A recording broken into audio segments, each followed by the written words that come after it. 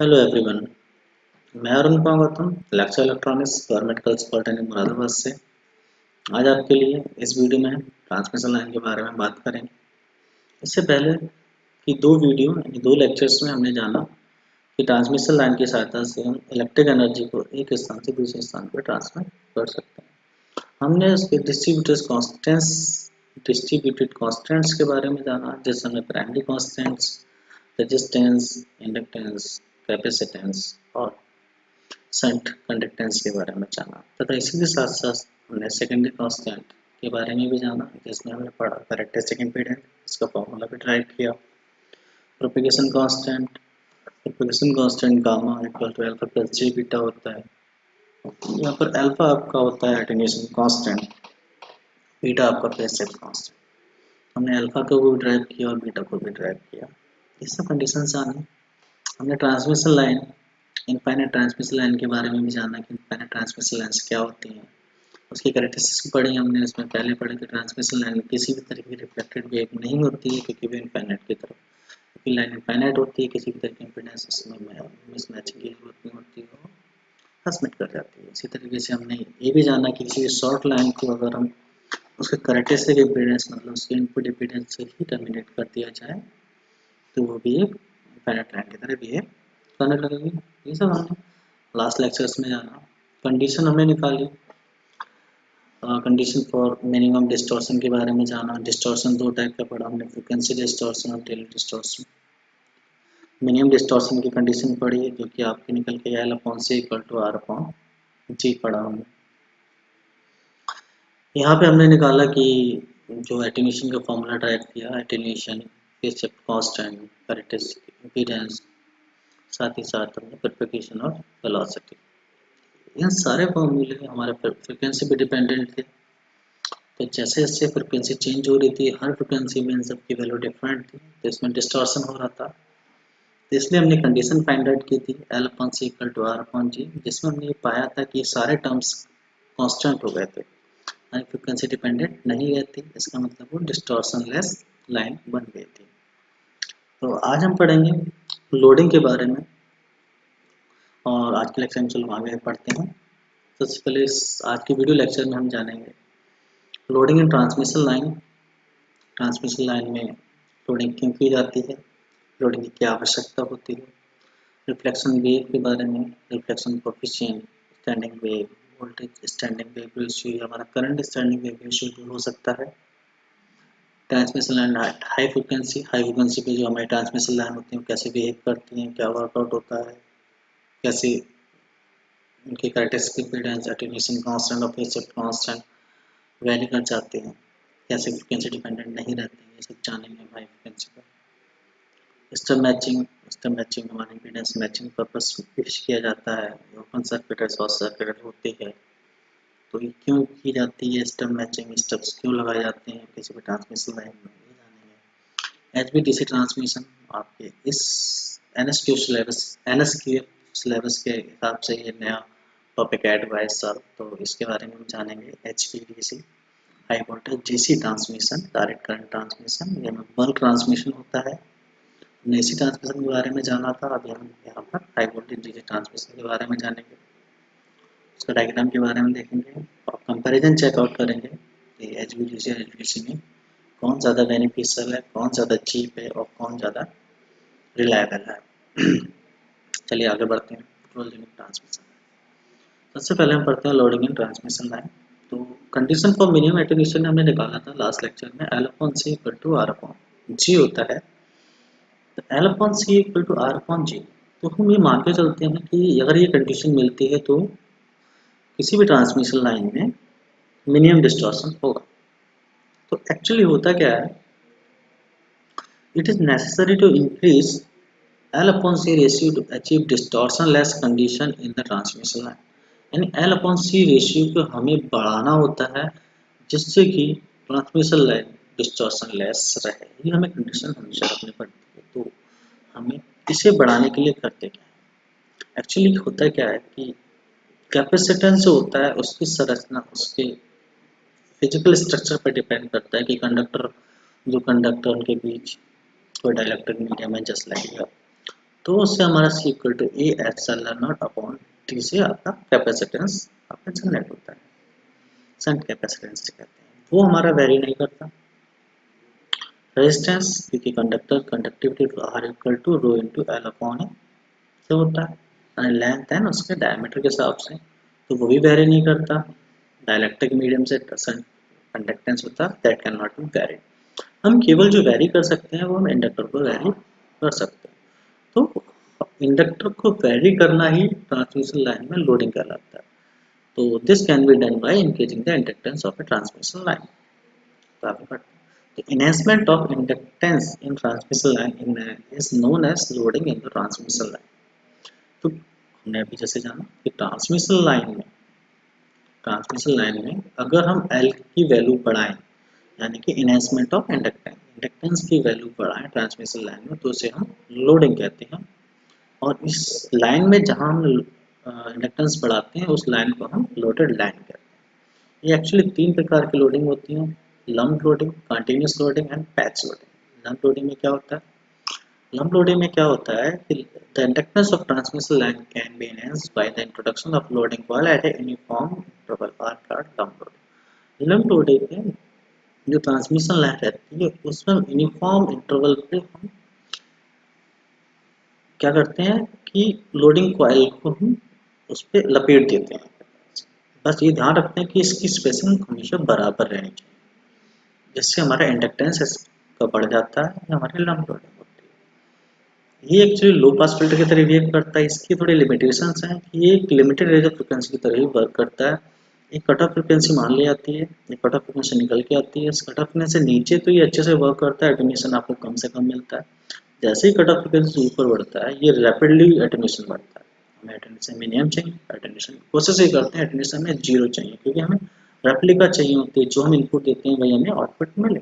Practically ऐसा possible नहीं होता, इसीलिए हम कंडीशन फॉर मिनिमम एटेन्यूएशन निकालते हैं, मिनिमम डिस्टॉर्शन फाइंड आउट करते हैं। मिनिमम डिस्टॉर्शन की कंडीशन है, उसी को फुलफिल करने के लिए हम लोग ये लोडिंग भी करते हैं कि हम इंडक्टेंस को बढ़ा लें, जिससे आपको मिनिमम डिस्टॉर्शन की कंडीशन फुलफिल होती रहे और आपको एटेन्यूएशन जी कम से कम होता रहे। तो इसकी लिमिटेड रेंज ऑफ फ्रिक्वेंसी पर ये एप्लीकेबल होता है, क्योंकि कट ऑफ फ्रिक्वेंसी से ऊपर जैसे ही जाता है एटेन्यूएशन बहुत तेजी से बढ़ता है, क्योंकि लोडिंग कॉइल में कुछ ना कुछ उसका रेजिस्टेंस होगा, तो उस रेजिस्टेंस की वजह से उसको ओवरऑल रेजिस्टेंस भी बढ़ जाएगा। तो रेजिस्टेंस बढ़ जाएगा तो उधर आर अपॉन जी की वैल्यू भी बढ़ रही है, तो रिस्पेक्टिवली एल अपॉन सी उतना नहीं बढ़ता है। तो ये भी इसकी लिमिटेशन है। हिस्टैरिसीस और करंट लॉसेस भी क्रिएट होती हैं इसकी वजह से इसमें। तो there is a practical limited on the value of inductance that can be used for the reduction of the attenuation. thus the loading should be carefully designed that it will not introduce any distortion। तो हम loading coil को इस तरीके से design कर किया जाता है कि उसमें डिस्टॉर्शन कम से कम होना हो। तो प्रैक्टिकली ये सारी चीज़ें लिमिटेड होती हैं, बहुत ध्यान रखा जाता है कि हम जिस लोडिंग कॉइल को हम उस पर लपेटें, उसको इंट्रोड्यूस करें, वो हमारा इस तरीके से डिज़ाइन किया जाना चाहिए जिससे कि मिनिमम डिस्टॉर्शन हो। एक्चुअली ये उससे ज़्यादा यूज होती है क्योंकि थोड़ी कॉस्टली कम होती है, कंटिन्यूस से ज़्यादा यूज की जाती है, प्रचलित ज़्यादा है। कंटिन्यूस कम है क्योंकि कंटिन्यूस में आप इसकी कॉस्टिंग ज़्यादा आती है। अभी आगे देखते हैं। कंटिन्यूस लोडिंग में क्या करते हैं, इसमें आयरन या फिर मैग्नेटिक मटेरियल को ट्रांसमिशन लाइन के ऊपर बाउंड कर देते हैं, बट कंटिन्यूस इन नेचर, इसे कॉन्टिन्यूसली इस पर बाउंड करते हैं, जिसकी वजह से कॉस्टिंग बढ़ जाती है। और क्योंकि हम कंटिन्यूस करते हैं बहुत ज़्यादा उसकी मोटाई भी हो जाएगी आपकी ट्रांसमिशन लाइन की। तो होता क्या, मैग्नेटिक मटेरियल और आयरन को जब इसके ऊपर लपेट देते हैं तो परमिबिलिटी इसकी बढ़ जाती है, जिस वजह से इसका इंडक्टेंस बढ़ जाता है, इसका फॉर्म हो जाता है L equal to mu upon t upon n into t plus milli henry. मतलब कि पर 100 किलोमीटर पर कुछ मिली हेनरी इसमें बढ़ता है। ठीक है, तो क्योंकि कंटिन्यूस होता है, ये एक्चुअली केवल सबमरीन लाइंस में ही यूज़ करते हैं, ओवरहेड लाइन में इसका यूज़ नहीं किया जाता। ओवरहेड लाइन में हम लम्प लोडिंग का यूज़ करते हैं, कंटिन्यूस में, क्योंकि ये पानी के अंदर रहती हैं, समुद्र के अंदर रहती है, तो उसमें ज्वाइंट्स होते हैं छोटे छोटे, उन ज्वाइंट्स को आप हमेशा रिपेयर नहीं कर सकते हो, चेंज नहीं कर सकते, इसलिए यहाँ कंटिन्यूस लोडिंग की जाती है। The advantage of continuous loading over is that, एक और एडवांटेज होता है कंटिन्यूस लोडिंग का कि ये जो फ्रिक्वेंसी बढ़ती है तो इसका एटेन्यूएशन कांस्टेंट रहता है, बट लंप लोडिंग का एटेन्यूएशन कांस्टेंट नहीं रहता है। जैसे कट ऑफ फ्रीक्वेंसी ऊपर जाता है लंप लोडिंग में एटेन्यूएशन बहुत तेजी से बढ़ता है, बट कंटिन्यूस लोडिंग में आपका एटेन्यूएशन कांस्टेंट रहता है। ये सबमरीन केबल में ही यूज हो जाती है मैक्सिमम। इसका डिसएडवांटेज ये है कि हिस्टेरिस the disadvantage of continuous loading is that hysteresis loss in iron or magnetic material. The resistance or the conductor will also increase. इसमें भी सेम आपका डिसएडवांटेज है कि आप जो आप आयरन और मैग्नेटिक मटेरियल को जो बाउंड करते हैं ट्रांसमिशन लाइन पे, उसकी वजह से एडी करंट तथा हिस्टेरिसिस लॉस होता है आयरन, जिसकी वजह से कंडक्टर का रेजिस्टेंस इसमें बढ़ जाता है, क्योंकि हमें केवल इंडक्टेंस ही बढ़ाना है, आर नहीं बढ़ाना है, इसका ध्यान रखना होता है। तो इसकी डिसएडवांटेज पैच लोडिंग और पैच लोडिंग क्या होती है? पैच लोडिंग एक प्रकार से कंटिन्यूस लोडिंग ही होती है, बट इसमें क्या होता है हम छोटे छोटे पैचेस में करते हैं, कंटिन्यूस ना करके कुछ छोटी दूर पे कुछ छोटी डिस्टेंस पे कर ली, फिर छोड़ दिया, फिर डिस्टेंस पे कर ली, फिर कर दिया, फिर छोड़ दिया, इस तरीके से की जाती है। तो इन दोनों में अंतर ये होता है कि इससे हमारा कॉस्टिंग रिड्यूस हो जाती है और इसमें ज़्यादा डिफरेंस नहीं आता है। तो the patch loading is section of continuous loaded cable separated by the section of unloaded cable. तो द मेन एडवांटेज क्या होता है पैच लोडिंग का? ये cost reduction as compare to continuous loading. तो इस तरीके से तीनों लोडिंग के बारे में हमने जान लिया। ठीक, आगे बढ़ते हैं। Reflection waves. रिफ्लेक्शन वेव्स नाम ही बताता है, रिफ्लेक्शन द रिफ्लेक्शन माने रिफ्लेक्ट हो रही है वेव। तो रिफ्लेक्शन वेव्स कब होती हैं? रिफ्लेक्शन वेव सब जनरेट होती हैं जब हमारा इम्पीडेंस मिसमैच होता है। हम जानते हैं मैक्सिमम पावर ट्रांसफर थ्योरम में हमारा आपका सोर्स इम्पीडेंस लोड इम्पीडेंस के बराबर होता है, तो मैक्सिमम पावर ट्रांसफर होती है। तो कंडीशन हर जगह लगती है, इसी को हम यहाँ पर इम्पीडेंस मैचिंग भी देखते हैं। इम्पीडेंस मैचिंग मतलब अगर ये इम्पीडेंस मैच कर रहा है, इम्पीडेंस बराबर है, तब तो क्या होगा, आपको मैक्सिमम पावर ट्रांसफर हो जाएगी, मतलब पास ऑन हो जाएगी। अदरवाइज ये कुछ ना कुछ इसका पार्ट रिफ्लेक्ट हो जाएगा, कंप्लीटली रिफ्लेक्ट भी हो सकते हैं। तो when a wave travel on a transmission line and finds an impedance mismatch, अगर इम्पीडेंस मिसमैच मिलता है तो पार्ट और ऑल, या तो उसका छोटा सा पार्ट या तो कंप्लीटली वेव और फिर it is reflected back in the opposite direction में वो कंप्लीटली रिफ्लेक्ट हो जाएगी या उसका कुछ छोटा सा पार्ट रिफ्लेक्ट हो जाएगा। ये प्रोसेस हमारा कहलाता है रिफ्लेक्शन। तो देखिए बेस से जेड सोर्स से आपका ये रिफ्लेक्स, ये आपका ट्रांसमिशन लाइन में आपने सिग्नल किसी भी सिग्नल को ट्रांसमिट किया है, क्योंकि इलेक्ट्रोमैग्नेटिक वेव्स होती हैं, मैग्नेटिक फील्ड इलेक्ट्रिक फील्ड के फॉर्म में आपकी एनर्जी ट्रांसमिट होती है। तो यहाँ पे इम्पीडेंस मिसमैच है, तो आपकी वेव ये रिफ्लेक्टेड वेव दिखाई है। फेज डिफरेंस होगा और बाकी बहुत सारे चेंजेस आएंगे, मैग्नीट्यूड वगैरह चेंज होगा, हम आगे देखेंगे। तो कंडीशन है if the line is open circuit, अगर ये लाइन हमारी ओपन सर्किटेड है या फिर शॉर्ट सर्किटेड है या जेड की वैल्यू 0 है या फिर जेड की वैल्यू इनफाइनाइट है, तो रिफ्लेक्शन हमारा मैक्सिमम मिलता है उस केस में। बाकी केस में रिफ्लेक्शन कोएफिशिएंट निकालते हैं। तो रिफ्लेक्शन कोएफिशिएंट क्या होता है? इट इज अ पैरामीटर, एक पैरामीटर होता है that describe how much an electromagnetic wave is reflected by an impedance mismatch in the transmission line. And किसी भी ट्रांसमिशन मीडियम में ट्रांसमिशन लाइन के थ्रू कि इलेक्ट्रोमैग्नेटिक वेव का कितना पार्ट, मतलब कितना फ्रैक्शन उसका रिफ्लेक्ट हुआ है, उसे हम कहते हैं रिफ्लेक्शन कोएफिशिएंट। यानी इट इज अ पैरामीटर, यानी कितना पार्ट हमारा वापस हुआ है, कितना पार्ट हमारा रिफ्लेक्ट हो गया है। तो इसका डेफिनेशन है the ratio of magnitude of the reflected wave to the incident wave is called reflection coefficient. Amplitude of reflected wave, यानी कि हम वोल्टेज या करंट ले लेते हैं, तो वोल्टेज का amplitude upon reflected wave upon incident wave is called, इसको आपको जीटा या फिर के से हम डिनोट करते हैं। तो यहाँ देखेंगे, ये देखिए ये डायग्राम की तरफ देखिए, यहाँ से जनरेटर लगा हुआ है, यानी वोल्टेज सोर्स होगा, जेड नॉट ट्रांसमिशन लाइन और जेड एल है। यहाँ ई प्लस है आगे की तरफ दिख रहा है और ई माइनस पीछे की तरफ दिख रहा है। तो ई प्लस हमारी फॉरवर्ड लाइन है और ई माइनस हमारा बैकवर्ड लाइन है। ई फॉरवर्ड मतलब ई प्लस मतलब इंसिडेंट लाइन और ई माइनस आपका एम्पलीट्यूड ऑफ रिफ्लेक्टेड वेव। तो आपका के इक्वल टू क्या मिलेगा? Amplitude of reflected wave upon amplitude of incident wave. इसी तरह से करंट के फॉर्म में माइनस होता है amplitude of reflected current upon amplitude of incident wave. ठीक है, इसका फॉर्मूला ट्राई करते हैं कैसे निकलता है। Let the transmission line of small length terminated bye ZR in this amplitude of incident wave with E positive and the reflected wave is E negative, voltage across the load impedance, आपको load impedance across voltage कितना होगा, total voltage होगा incident plus reflected E plus plus equal to E minus current कितनी होगी, current कितनी मिलेगी आपकी incident I और कुछ करंट वापस होगी, तो उन दोनों का डिफरेंस जो बचेगा वो आपको लोड के लिए मिलेगी, तो E plus minus E minus. तो हमने क्या किया इसको आई प्लस एन इंसिडेंट, क्योंकि यहाँ पे ये दोनों इंसिडेंट ही इंसिडेंट से जेड नॉट यहाँ पर है, तो ये आई है, तो I equal to B upon Z हमारा फॉर्मूला होता है ओम्स लॉ के साथ। तो अब यहाँ पर ई प्लस यानी इंसिडेंट के लिए ई प्लस अपॉन जेड नॉट हमारा इम्पीडेंस ये माइनस ई माइनस क्योंकि रिफ्लेक्टेड है ई माइनस अपॉन जेड। इसको हमने क्वेश्चन 1 दिया, इसको क्वेश्चन 2 दिया, यहाँ से जेड नॉट कॉमन हो जाएगा, तो E plus minus E minus minus इन दोनों क्वेश्चन डिवाइड कर देंगे, क्वेश्चन 1 डिवाइडेड बाय क्वेश्चन 2, तो EL अपॉन IL कुछ जो मिलेगा E plus plus plus E minus ऊपर आ गया, नीचे ये जाएगा क्योंकि नीचे ऊपर जाके जेड नॉट से मल्टीप्लाई हो जाएगा। EL upon IL voltage across load upon current across load equals to मिलेगा ZL, तो ZL equal to this plus this this minus this Z not. यहाँ से हम E प्लस को कॉमन ले लेंगे, E प्लस को हमने कॉमन ले लिया ऊपर नीचे दोनों तरफ से, तो E plus E plus cancel हो जाएगा, यहाँ से 1 बचेगा, यहाँ से क्योंकि E प्लस नहीं है तो नीचे पहुंच जाएगा E plus E minus upon E plus, same similarly नीचे भी हो जाएगा E minus upon E plus.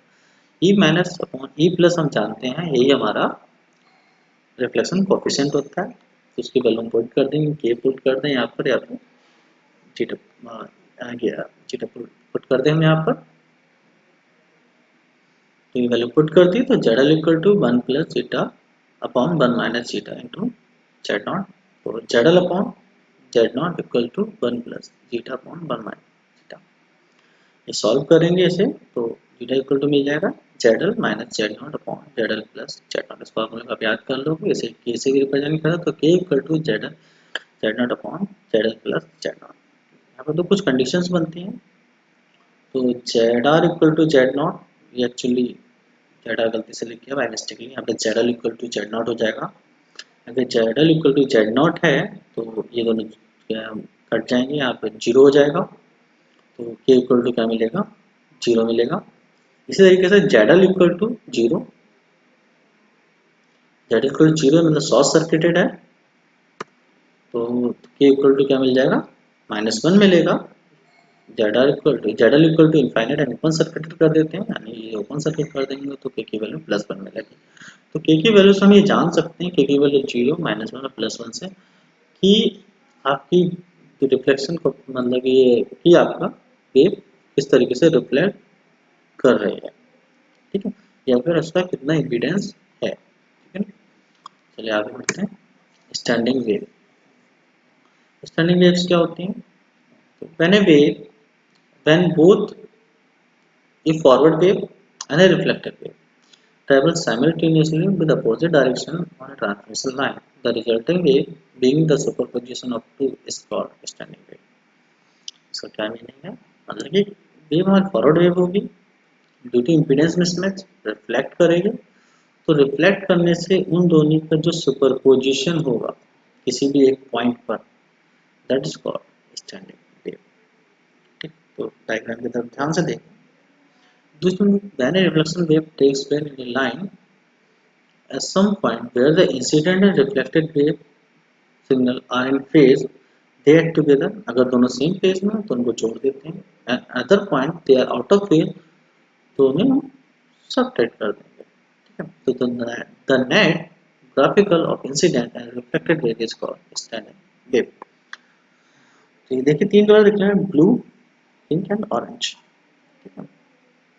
तो ब्लू आपकी फॉरवर्ड लाइन है, फॉरवर्ड वेव है, जो पिंक है वो रिफ्लेक्टेड वेव है, और ये आपका देखिए इन दोनों पॉइंट पे इसका जो सुपर पोजिशन है ये आपको दिखा रहा है कंपोजिट वेव जो दिखा रही है वो आपकी स्टैंडिंग वेव है।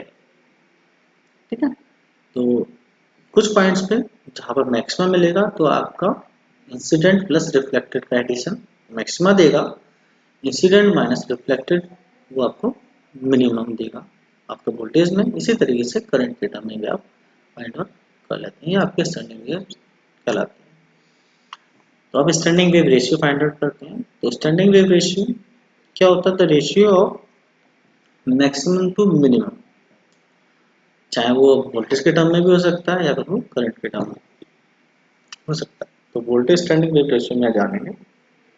तो voltage standing wave ratio is defined as the ratio of magnitude of maximum and minimum of standing wave.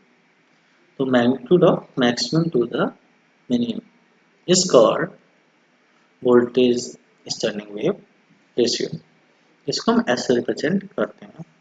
तो रिफ्लेक्शन कोएफिशिएंट और VSWR में रिलेशन फाइंड आउट करते हैं। एस की वैल्यू यह पता है V max upon V minimum. तो बी मैक्स हमने अभी पीछे देखा, तो बी मैक्स इक्वल टू क्या होता है? B I plus B R, और B minimum equal to B I minus B R. पहले पुटअप कर देंगे यहाँ से। अभी हम क्या करेंगे, यहाँ से आपको यहाँ से बी आई कॉमन ले लेंगे, बी आई कॉमन लेंगे तो यहाँ से बी आई कट जाएगा ऊपर नीचे दोनों तरफ से, तो B R upon B I मिलेगा, यहाँ पे B R upon B I मिलेगा।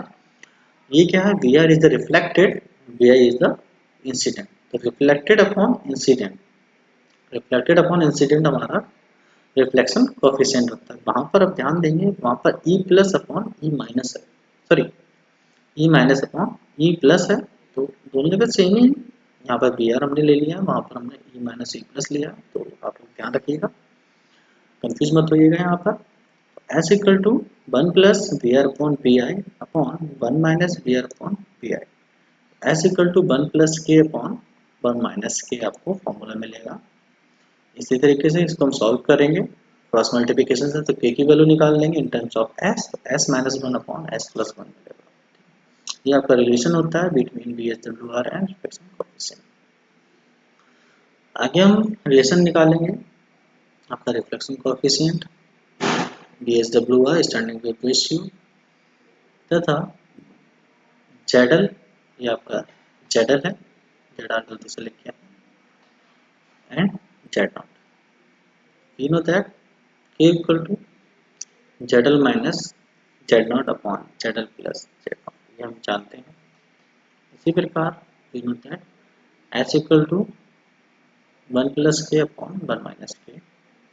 अब क्या करेंगे, के की वैल्यू पुटअप कर देंगे एस के फॉर्मूले में, तो one plus ZL minus Z not upon ZL plus Z naught put up कर देंगे, एलसीएम लेंगे तो दोनों नीचे वाला टर्म सेम है, कैंसिल आउट हो जाएंगे। तो यहाँ से आपको ऊपर मिलेगा, यहाँ से देखो जेड से जेड नॉट कैंसिल होगा, टू जेडल मिल गया, और यहाँ से टू जेड नॉट मिल गया, टू से टू कैंसिल हो गया, तो एस की वैल्यू आपको मिल गई जेडल अपॉन जेड नॉट। यहाँ से आपको ZL equal to S Z naught हो गया, जेडल इक्वल टू एस की वैल्यू पुट कर देंगे one plus K upon one minus K, क्योंकि एस की वैल्यू हम जानते हैं वो कितनी होती है, one plus K upon one minus के। तो यहाँ ध्यान देंगे, अगर के की वैल्यू जीरो है, देखिए हमने उससे पहले हमने के की वैल्यू तीन कंडीशन निकाला था जेड, जेडल और जेड नॉट में रिलेशन में। तो के की वैल्यू अगर जीरो है तो जेडल इक्वल टू जेड नॉट मिलेगा, के की वैल्यू जीरो पुट कर दिया तो ये कैंसिल आउट होता है, जेडल इक्वल टू जेड नॉट मिल गया, और एस की वैल्यू हमें वन मिल गई, तो ये प्रॉपरली टर्मिनेटेड हो गया। जहाँ कहीं भी आपको इनपुट इम्पीडेंस और लोड इम्पीडेंस, सोर्स इम्पीडेंस और लोड इम्पीडेंस बराबर होगा तो वो प्रॉपरली टर्मिनेटेड होगा। यानी अगर एस की वैल्यू वन है, अगर V S W are voltage standing wave ratio की वैल्यू अगर वन मिलती है, तो हम कह सकते हैं कि वो जो ट्रांसमिशन लाइन है वो प्रॉपरली टर्मिनेटेड है। आगे क्योंकि वैल्यू अगर वन है, वन पुट करेंगे तो वन माइनस वन जीरो हो जाएगा, तो किसी की वैल्यू अपॉन जीरो इनफाइनाइट के बराबर होता है, तो जेड इक्वल इनफाइनाइट हो जाएगा, यहाँ पर भी एस की वैल्यू इनफाइनाइट, तो ये हमारा ओपन सर्किट कहलाएगा, यहाँ पर मैक्सिमम रिफ्लेक्शन होता है। इस तरीके की के इक्वल टू माइनस वन से तो जेड इक्वल टू जीरो हो जाएगा, एस की वैल्यू जो है शॉर्ट सर्किटेड लाइन की कंडीशन है। आगे बढ़ते हैं, transmission line at high frequency. High frequency पे ट्रांसमिशन लाइन कैसे होगी ये करती है, ये हम यहाँ पे जानेंगे। हाई फ्रिक्वेंसी पे तो हमने कैरेक्टरिस्टिक इम्पीडेंस का फॉर्मूला देखा था, तो Z naught equal to under root R plus J omega L upon G plus J omega C मिला था। तो अगर बहुत हाई फ्रिक्वेंसी बहुत ज़्यादा फ्रिक्वेंसी तो ओमेगा एल की वैल्यू आर से बहुत ज़्यादा है या फिर ओमेगा सी की वैल्यू आर से बहुत ज़्यादा है, तो आर और जी को हम क्या कर सकते हैं, ओमिट कर सकते हैं, यानी इसे नेग्लेक्ट कर सकते हैं। तो यहाँ पर कैरेक्टरिस्टिक इम्पीडेंस में हम नेग्लेक्ट करके देखते हैं, तो नेग्लेक्ट कर दिया हमने, तो आर और जी को हमने हटा दिया, तो यहाँ मिल जाएगा जी omega L upon G omega C, तो जी ओमेगा से जी ओमेगा कैंसिल हो गया, तो जेड नॉट की वैल्यू अंडर एल अपॉन सी। तो यहाँ से हमने ध्यान दिया कि हाई फ्रिक्वेंसी पर ये फ्रिक्वेंसी पे डिपेंडेंट नहीं रहता, ये कांस्टेंट हो जाता है, तो ये हमारा डिस्टॉर्शन लेस हो जाता है। इसी तरीके से प्रोपेगेशन कांस्टेंट देखेंगे, तो प्रोपेगेशन कांस्टेंट का फॉर्मूला हमें पता है, gamma equal to under root R plus G omega L into G plus G omega C. G omega L को कॉमन लेंगे यहाँ से और यहाँ से जी ओमेगा सी, तो R upon G omega L हो गया ये। यहाँ से फिर से यहाँ देखेंगे, R upon G omega L की वैल्यू बहुत कम है 1 से, R upon G omega L की वैल्यू 1 से बहुत कम हो जाएगी, क्योंकि जी ओमेगा एल बहुत ज़्यादा है आर अपॉन, तो बहुत ज़्यादा वैल्यू से डिवाइड करेंगे तो 1 से बहुत कम हो जाएगी, तो 1 में से ऐड करेंगे तो 1 ही रह जाएगा, तो जी ओमेगा एल केवल बचेगा, यहाँ से केवल जी ओमेगा सी बचेगा, दोनों को मल्टीप्लाई करेंगे तो G square omega square into L C मिल गया। जी ओमेगा बाहर निकाल लिया स्क्वायर रूट से, अंडर रूट एल सी बचा। गामा की वैल्यू अल्फा प्लस जे बीटा होती है, तो हम रियल और इमेजिनरी को हम इक्वेट कर लेंगे, कंपेयर कर लेंगे, तो यहाँ से देखेंगे रियल टर्म है ही नहीं, तो अल्फा की वैल्यू जीरो हो गया, मतलब एटेन्यूएशन जीरो हो गया। बीटा की value omega under root L C, तो यहाँ से प्रोपेगेशन ऑफ वेलोसिटी निकाल लेंगे, ओमेगा अपॉन बीटा से बीटा की वैल्यू पुट करेंगे, ओमेगा एल सी हो जाएगा, ओमेगा से ओमेगा कैंसिल हो गया, 1 upon under root L C बचा। तो यहाँ से हम देखेंगे वेलोसिटी ऑफ प्रोपेगेशन किसी भी फ्रिक्वेंसी पे डिपेंड नहीं, ये भी कांस्टेंट टर्म हो गया, एटेन्यूएशन आपका जीरो हो गया, कैरेक्टरिस्टिक इम्पीडेंस आपका कांस्टेंट हो गया। तो हम कह सकते हैं कि हाई फ्रिक्वेंसी पे ट्रांसमिशन लाइन आपकी एटेन्यूएशन फ्री तथा कैरेक्टरिस्टिक इम्पीडेंस और कांस्टेंट वेलोसिटी से कांस्टेंट कैरेक्टरिस्टिक इम्पीडेंस तथा कांस्टेंट वेलोसिटी से मूव करेंगे। तो from here we can say that the attenuation at high frequency is zero or negligible, so that at high frequency the line are lossless, मतलब कि उसमें किसी भी तरीके का डिस्टॉर्शन नहीं होगा, तो लाइन हमारी लॉसलेस कहलाएंगे। आगे बढ़ते हैं, stub matching. Stub matching matching मतलब यहाँ पर हम इम्पीडेंस मैचिंग की बात करेंगे। स्टब का इस्तेमाल वहाँ किया जाता है जहाँ हमें इम्पीडेंस मैचिंग करनी होती है, ये हमेशा लोड के पास कनेक्ट किए जाते हैं। तो stub can be used to match a load impedance to the transmission line characteristic impedance, यानी कैरेक्टरिस्टिक इम्पीडेंस और लोड इम्पीडेंस को मैच करने के लिए हम स्टब का यूज करते हैं। तो stub is position at a distance from load, load से कुछ डिस्टेंस पे इनको हम फिक्स किया जाता है, इनको पोजीशन किया जाता है। The stub can be connected eight A terminated point, एक टर्मिनेशन पॉइंट पे कनेक्ट किया जा सकता है, ट्रांसमिशन लाइन के शंट में यानी पैरेलल में यूज करते हैं, या फिर जनरेटर तथा लोड के बीच में, यानी सोर्स तथा लोड के बीच में इसका कनेक्ट किया जाता है। मैचिंग स्टेप कैन भी ये ओपन सर्किट तथा शॉर्ट सर्किट होते हैं, बट सबसे ज़्यादा यूज होती है वो शॉर्ट सर्किटेड स्टेप का यूज किया जाता है। इनके एडवांटेज क्या होते हैं? इनके एडवांटेज होते हैं कि हम इम्पीडेंस मैचिंग कर लेते हैं और लेंथ को चेंज करने की जरूरत नहीं पड़ती है, ट्रांसमिशन लाइन की लेंथ वही रहती है और इनको कनेक्ट करके हम इम्पीडेंस मैच प्राप्त कर लेते हैं। कैरेक्टरिस्टिक इम्पीडेंस हमेशा कांस्टेंट रहता है, केवल लोड इम्पीडेंस को डायरेक्ट चेंज हो जाता है, कैरेक्टरिस्टिक इम्पीडेंस में कोई चेंजेस नहीं होते हैं, इनपुट इम्पीडेंस में किसी तरह के चेंजेस नहीं आते। एट हाई फ्रीक्वेंसी पे impedance matching can be done by connecting the stub at different load, बहुत ज़्यादा फ्रीक्वेंसी पर डिफरेंट लोड पर भी हमें इनको कनेक्ट करके यानी स्टब्स को कनेक्ट करके इम्पीडेंस मैचिंग प्राप्त कर सकते हैं, इससे मेन एडवांटेजेस है। स्टब मैचिंग यानी हम यहाँ जो पढ़ेंगे वो शॉर्ट सर्किट स्टब मैचिंग पढ़ेंगे, वो दो प्रकार की होती है, सिंगल स्टब है डबल स्टब।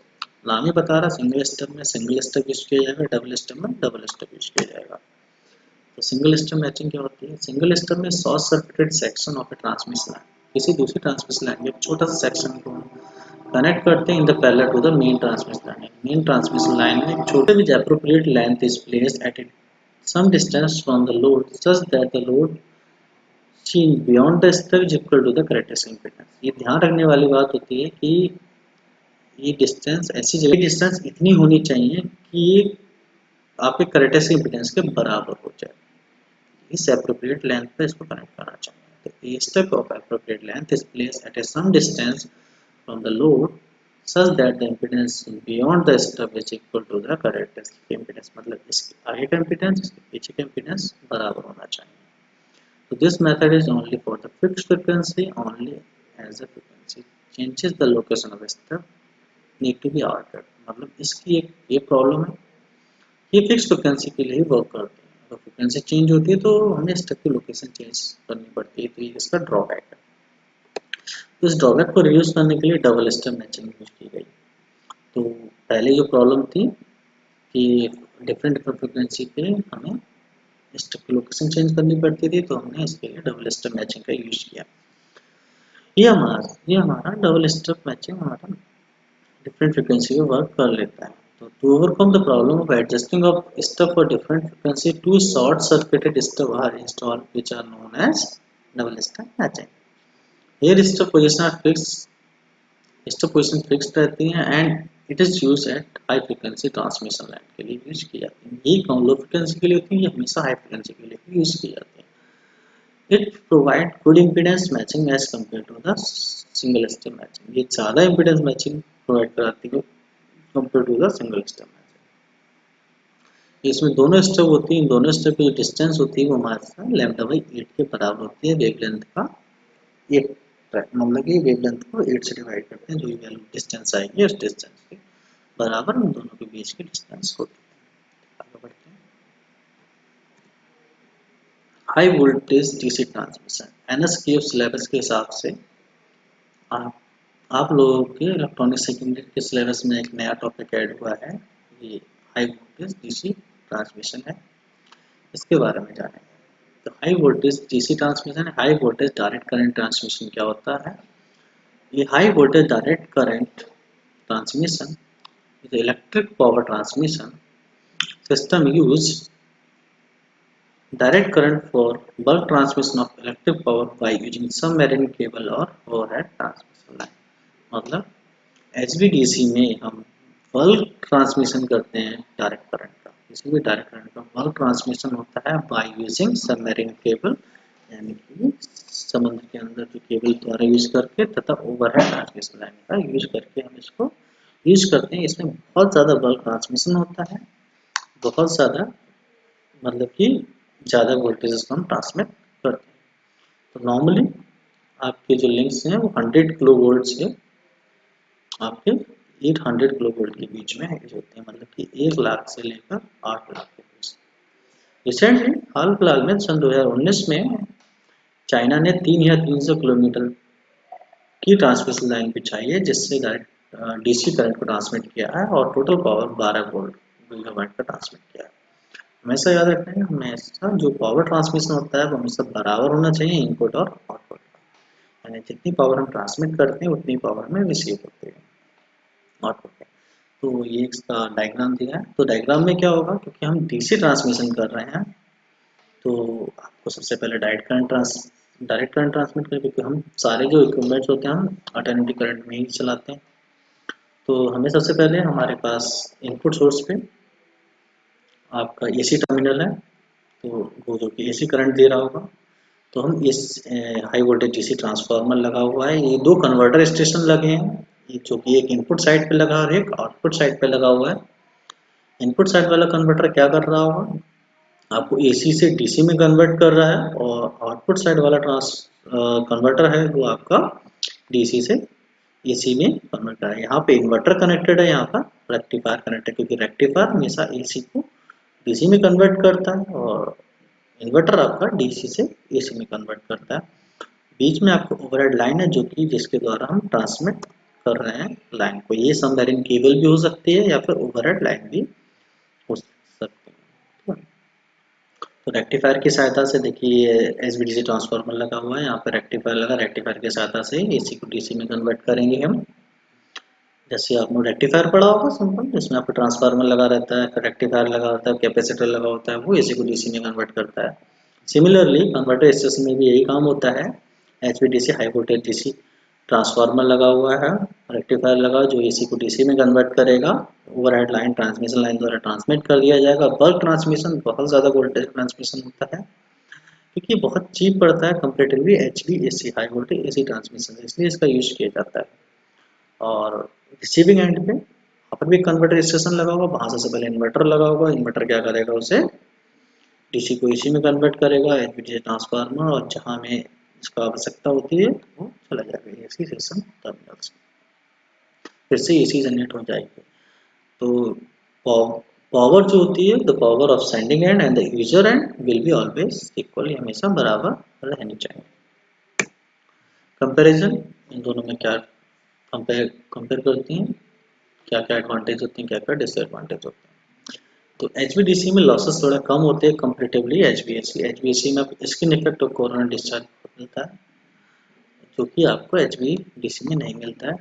वोल्टेज रेगुलेशन और कंट्रोल एबिलिटी ज़्यादा होती है कंपेरेटिवली एचवीएसी में। ठीक है। Transmit more than over a long distance, बहुत ज़्यादा डिस्टेंस पर ट्रैवल किया सकता है, बट कंपेरेटिवली थोड़ा कम पावर को ट्रांसमिट किया जा सकता है एचवीएसी में, इससे ज़्यादा पावर ट्रांसमिट की जाती है। इंसुलेशन कम जरूरत पड़ती है, इंसुलेशन की बहुत ज़्यादा जरूरत पड़ती है। रिलायबिलिटी इसकी की ज़्यादा होती है, इसकी कम होती है। इसकी कॉस्टिंग कम आती है क्योंकि कंडक्टर्स बहुत कम यूज होते हैं, और इसकी कॉस्टिंग ज़्यादा आती है। टावर्स सस्ते होते हैं, सिंपल होते हैं और छोटे होते हैं, इनके बहुत बड़े होते हैं कंपेरेटिवली। और सबसे मेन एडवांटेज ये होता है, जैसे हम जानते हैं इंडिया में 50 हर्ट्ज पे वर्क करते हैं एसी करंट, और आपकी अमेरिका और अदर कंट्री में 60 हर्ट्ज पे वर्क करती है। तो इन दोनों केसेस में भी हम ट्रांसमिट कर सकते हैं एचवीडीसी, क्योंकि हम डीसी करंट को ट्रांसमिट कर रहे हैं, वहाँ एचवीएसी 50 हर्ट्ज से वर्क कर सकते हैं। तो जहाँ पर आपका इनकम्पेटेबल नेटवर्क्स होते हैं, वहाँ पर फिर हम एचवीडीसी को यूज़ करते हैं, तो ये बहुत बड़ा एडवांटेज है इसका। तो एडवांटेज क्या है, तो बेटर वोल्टेज रेगुलेशन और कंट्रोल ज़्यादा मिलता है, मोर पावर, लॉन्गर डिस्टेंस से ट्रैवल किया जा सकता है, इसके बाद रिलायबिलिटी बहुत ज़्यादा होती है, कॉस्ट रिड्यूस होती है कि कंडक्टर्स कम यूज होते हैं, टॉवर्स चीपर होते हैं। तो एचवीडीसी ये अलाउ करती है transfer of power between the grid system running at a different frequency पर ग्रिड है, तब भी हम एचवीडीसी के सहायता से ट्रांसमिट कर सकते हैं। जैसे जैसे किसी का एडवांटेज होता है तो कुछ ना कुछ उसके डिसएडवांटेज भी होते हैं। डिसएडवांटेज ये होते हैं कि अगर कम वोल्टेज को ट्रांसमिट करना होता है तो ये ज़्यादा कॉस्टली होते हैं कंपेरेटिवली एसी। तो converting with small overload capacity are use, small converters with small overload होते हैं। ठीक है। Circuit breaker, converter, AC filter are expensive specially for small distance, यानी कम डिस्टेंस के लिए ट्रांसमिशन करना हो तो ये बहुत ज़्यादा कॉस्टली होते हैं comparatively HVAC. No transformer for altering the voltage level, alteration नहीं होता है, जो वोल्टेज ट्रांसमिट की वही वोल्टेज आपको रिसीविंग एंड पे मिलती है। इसमें हम ट्रांसफार्मर की सहायता से एचवीएसी में हम चेंज कर सकते हैं, बट एचवीडीसी में चेंज नहीं होता है। HVDC link is extremely complicated, ये थोड़े कॉम्प्लिकेटेड होते हैं comparatively HVAC. Uncontrol power flow, power flow जो होता है वो अनकंट्रोलेबल होता है, जो मतलब कंपेरेटिवली इतना कंट्रोल नहीं होता है जैसा हम एचवीएसी में कंट्रोल कर सकते हैं। एप्लीकेशन क्या होती है, under sea and underground cable की सहायता से हम पावर का ट्रांसमिशन कर सकते हैं, हाई वोल्टेज पावर ट्रांसमिशन कर सकते हैं, बल्क करंट ट्रांसमिशन।